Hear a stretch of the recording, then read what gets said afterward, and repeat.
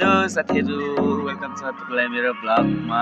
म चाहिँ सन्चै छु, तपाईहरु पनि सन्चै हुनुहुन्छ भन्ने आशाको साथ भयो ब्लग स्टार्ट गर्न गइरहेको छु। अहिले चाहिँ म यतिकै घाम तारेर बसिरहेको छु, जाडो छ। अनि यता चाहिँ फोन हेर्ने कार्यक्रम चल्दैछ। वा चाहिँ मेरो भाउजू, यता मेरो बुनु। Hello guys. यस्तै चल्दैछ।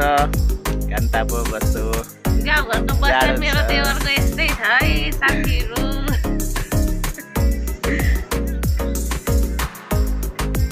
यता हाम्रो बर्थडे गर्ल चाहिँ रेडी हुन तयार लाउँछ। कपाल परिसकेको छ है। हामी चाहिँ लाग्यो बर्थडेको घरमा। हेर्न सक्नुहुन्छ यहाँ मेरो भाउजू बहिनीहरू तयारीमा लागिसके बर्थडेको। अहिले चाहिँ आलु तासिँदैछ। अब एकछिनमा सबै देखाइहाल्नेछु। भिडियो चाहिँ अन्त्यसम्म हेरिदिनु होला। यहाँ चाहिँ मासु काट्ने कार्यक्रम चल्दैछ। यो चाहिँ बजारमा पनि बेच्छ मासु काटेर। यहाँ मात्र होइन, यसलाई चाहिँ मासु काट्न एकदमै मनपर्छ। स्वासेको मासु यति धेरै काटिरहेको छ यसले। अहिले चाहिँ यहाँ डेकोरेसन चल्दैछ।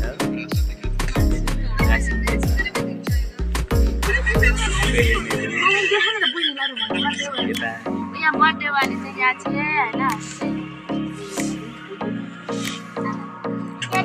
डेकोरेसन सुरु गरिँदैछ। अहिले देखाउने छु। साथीहरू, हाम्रो चाहिँ बर्थडेको लागि सबै सामानहरू रेडी भइसक्यो। यहाँ चाहिँ केक छ,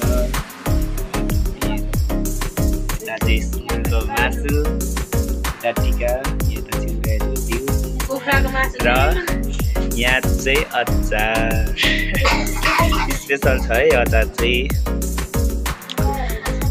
तयार भयो। अब केक काट्न बाँकी। यता बर्थडे गर्ल रेडी हुँदैछ। Happy birthday dear Sarita, happy birthday to you. Look, चाहिँ मेरो बेस्ट फ्रेन्ड।